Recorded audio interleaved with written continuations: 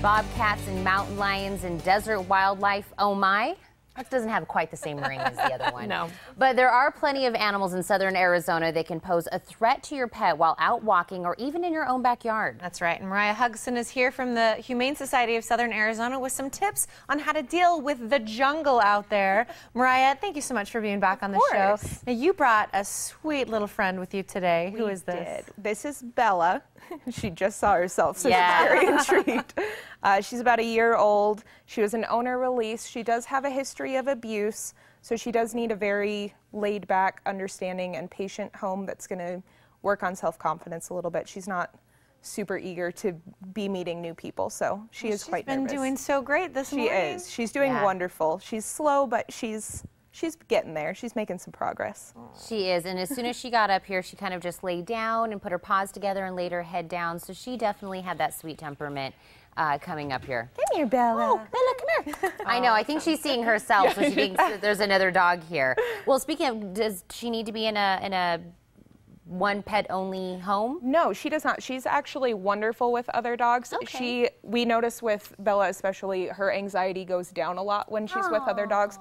It kind of gives her a little bit of confidence knowing that other dogs trust us. So. Oh. And Mariah, of course, you are here to tell us all about the dangers that, because we obviously know a lot of the dangers that we have in the desert, but maybe aren't really thinking about our pets out there. Yeah, we have quite a jungle out there of different animals that are not necessarily best friends with dogs and cats. Right. So we have everything from mountain lions to bobcats, and we have snakes and toads, owls, hawks, all sorts of things. So if we have small dogs or cats especially, owls and hawks are able to pick them up despite what most people think. We have poisonous toads during the monsoon season. We see a lot of cases of dogs foaming at the mouth with poison from toads. So just being on the eye and understanding that there are things out there that can endanger your pet, even if they're in a fenced yard, even if they're being supervised, everything like that. It is, and can I tell you, that was my worst nightmare when we first brought, our Yorkie was very small when we first brought her home, my little baby, and that was my fear, was that a bird of some kind would come and pick her up even though she was in the fenced area. That was my nightmare, so that is a true concern. So how do we make sure that we prevent this? We do have a rattlesnake avoidance training course. It's teaching your dog that rattlesnakes are not something to go and paw at or chase or try to nibble on.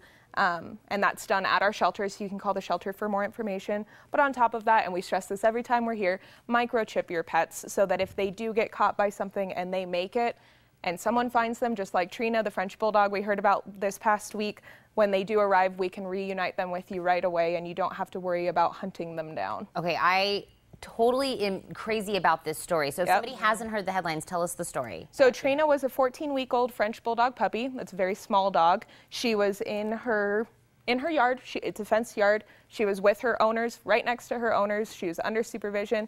Two bobcats came up and grabbed her and ran off. The owners went after them, screaming and shouting, trying to get them to drop Trina.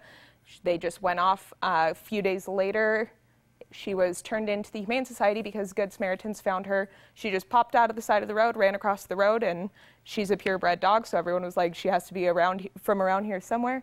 And she was microchipped, thankfully, and we got to reunite her with her family on 4th of July. Oh my gosh. Such a happy ending. I love that. Oh my gosh, I would just die. Microchip your pets. Yeah. Microchip so them. important. Now, you mentioned a lot of things as far as critters. Toads. That actually is surprising to me because it's not something I've thought of. Now, what do we do if our pet does come in contact with an animal like that, maybe does have some sort of reaction? What are the steps that we take? We always suggest contacting an emergency vet for advice, but the first thing you can do is rinse your pet's mouth out, whether it's with a garden hose, you have a cup that you're pouring in, just with any other medication, like when kids swallow it, just keep flushing it. They're not going to be super enthused about it. They're not going to enjoy the experience, but keep flushing it out because they will start foaming at the mouth. They will start pawing at their face because it's probably, you know, all of that's near each other. They're going to get eyes, nose, mouth, everything.